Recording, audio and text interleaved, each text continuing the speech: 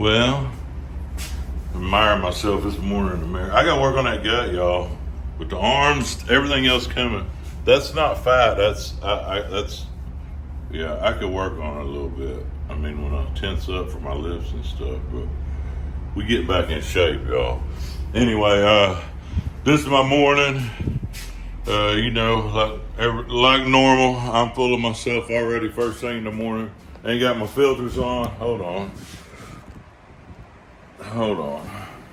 I ain't got my filters on, so bear with that. Hey, man, and I get there's some folks that take me a little bit, don't understand my attempts at humor sometimes. And, the whole slap your mama. I mean, I know everybody gets my humor on that. I'm hoping if you've been watching my channel long enough, you kind of get my attempts at humor.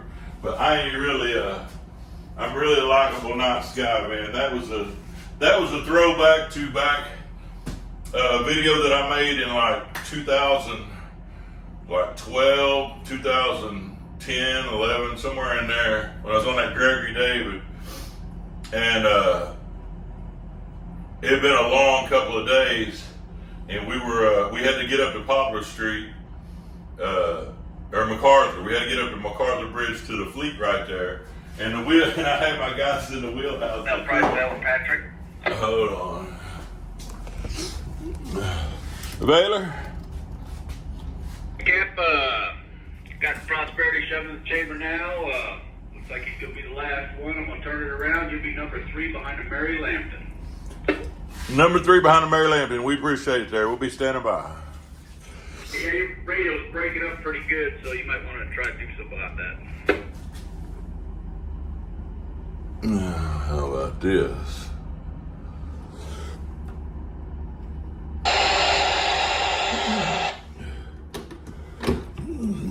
Baylor Patrick and Mel Price, how's this one, Skipper? That's a lot better. I think that other one's on high power. I think I was just blowing everybody out the windows. All right, standing by. I always do that called a lockman skipper when it's a lockmaster.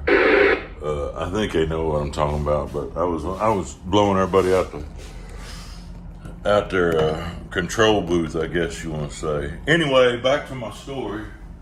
This was back in 20. Like I said, I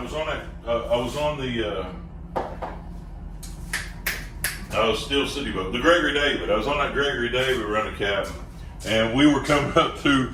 We were down there at old St. Louis ship, down at the lower end as you're coming into the harbor, St. Louis Harbor, and it had been a long trip. And we had, once we got up to MacArthur Bridge, we were going to the fleet up there. We were basically going to have about 3 or 4 days of downtime.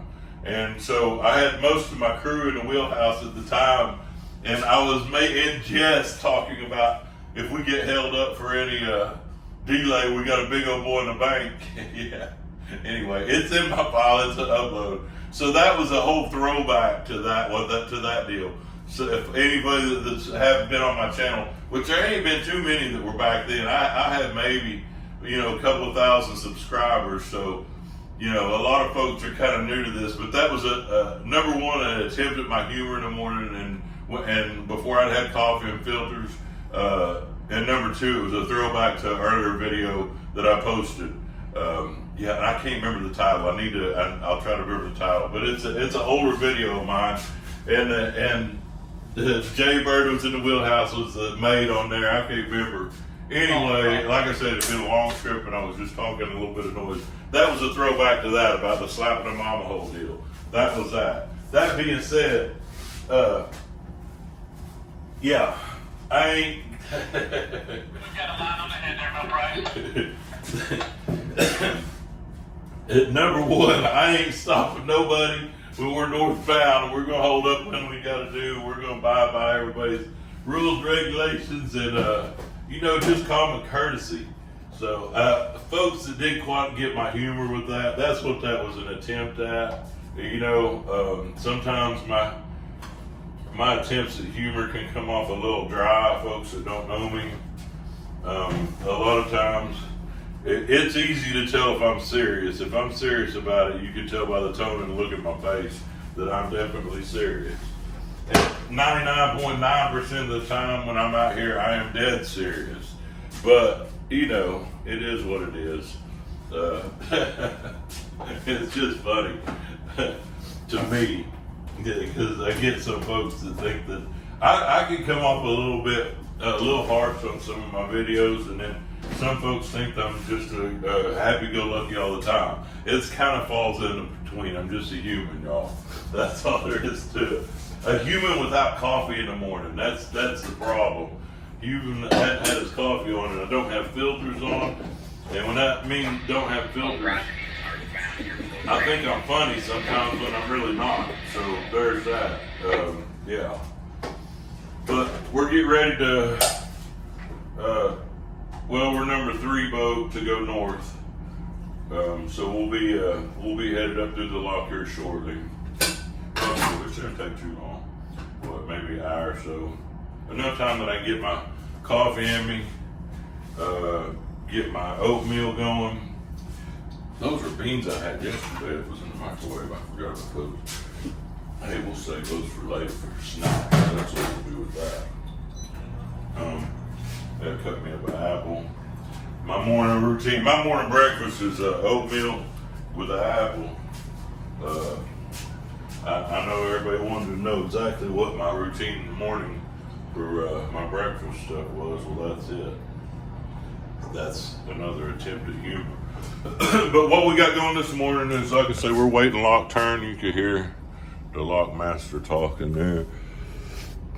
I think maybe if I hit record on things this morning.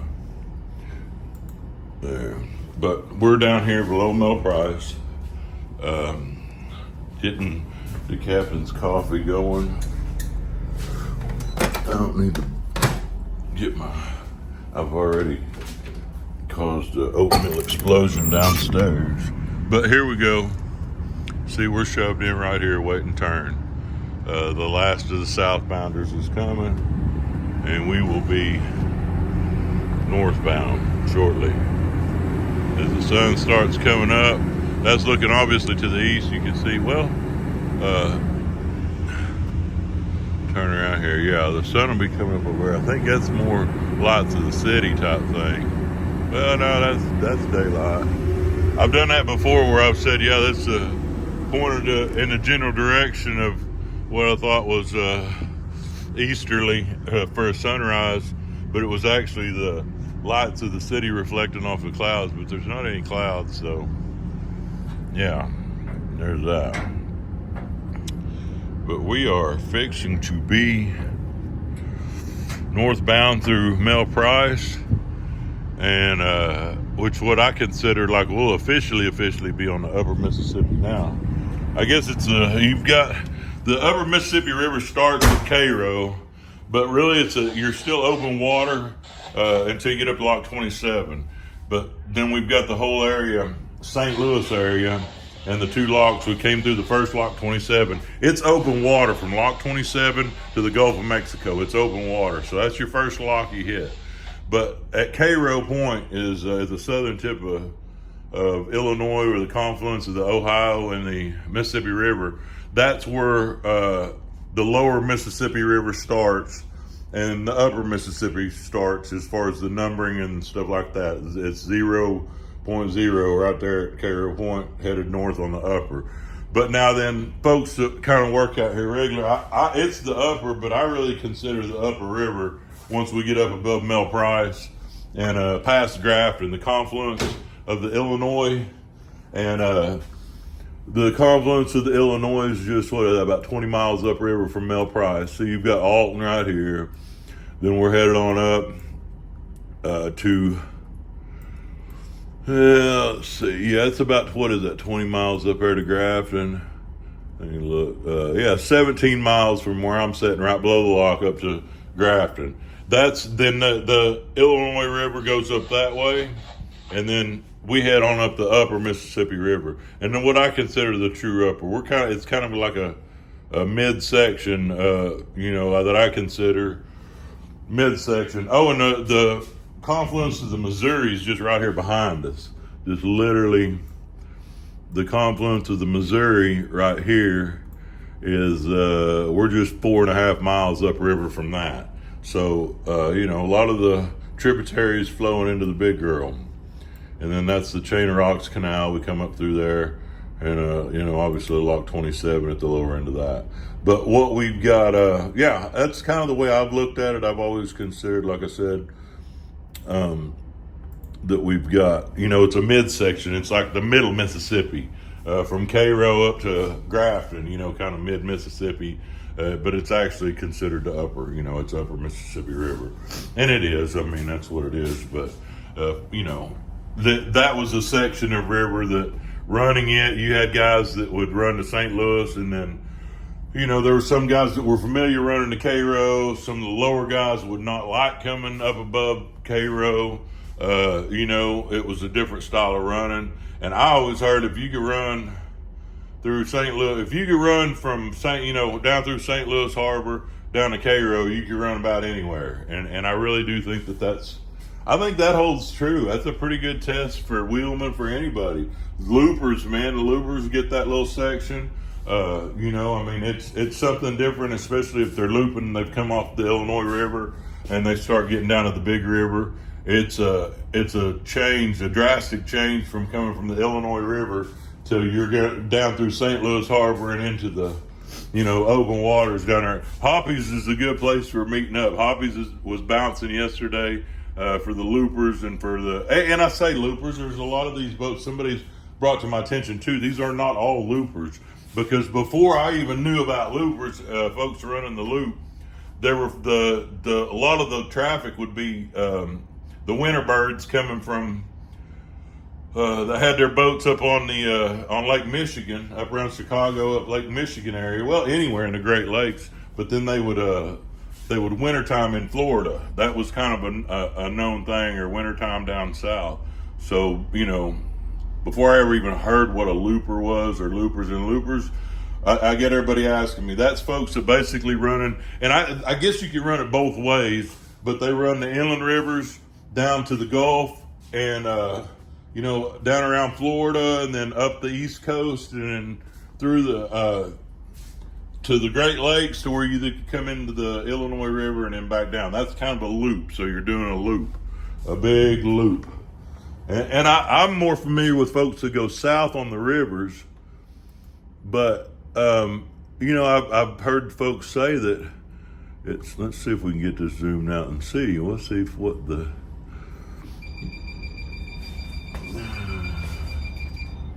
we got. Yeah, well, we're turning around. Let's get this pointed north up. There we go. There's the United States. See? And loopers will run down, Gulf Coast, Florida, and then they run up through, what is that? See, man, you get me, that's out of my comfort and knowledge base area, but where they come in, is that the St. Louis Seaway? I hate when I go to talking about stuff that I know little of, and once it gets up there, I don't know a whole lot about it. But they run the loop. Running the loop basically means coming down somewhere in through here. They make it to the Great Lakes, and I guess it's if you go on up through. Yeah, you get me. I feel stupid now. I'm gonna start saying stuff I don't know, but getting into the Great Lakes area. Come on, zoom out. I do know this. They run that part of it. Then they get here to Lake Michigan and they come down the Illinois River. That's where I'm familiar with. From running the Illinois River, they come in there and then they run down to here. That's down there at Grafton. Then they'll run from there. There's the Illinois. Coming in through Chicago, they run down the Illinois River, then the upper Mississippi. Then I think most of them run up the Ohio ways to the Tennessee River. Come on.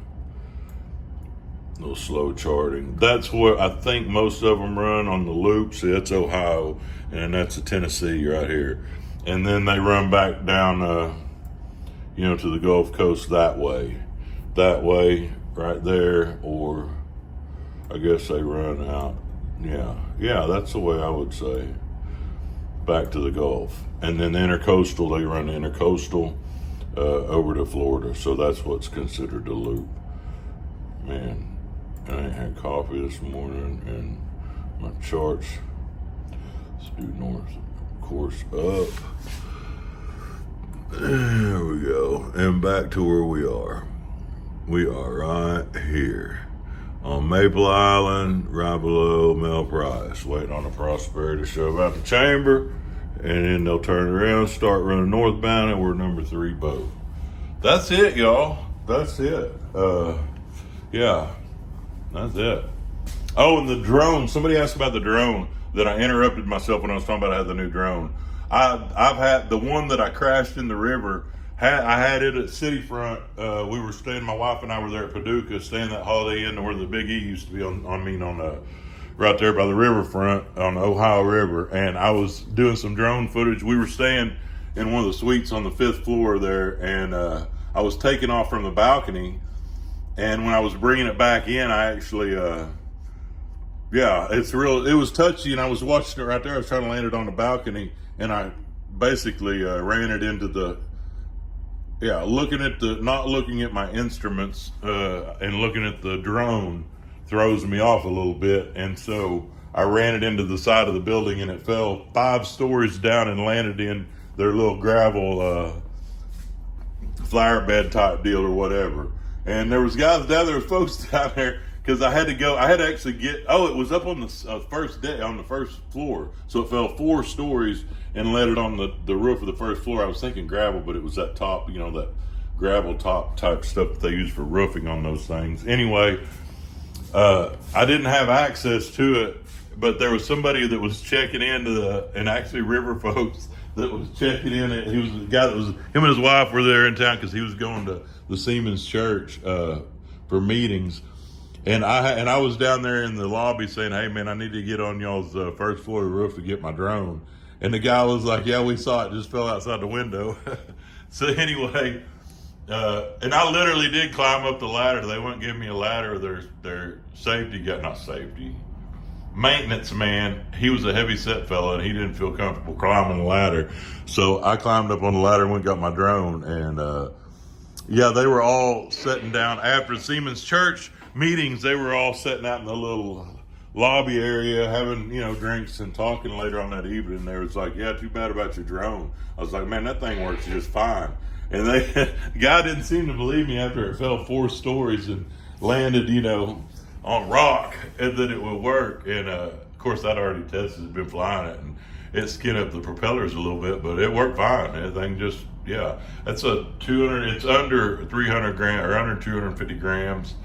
So it doesn't you don't have to register with FAA and all that stuff. And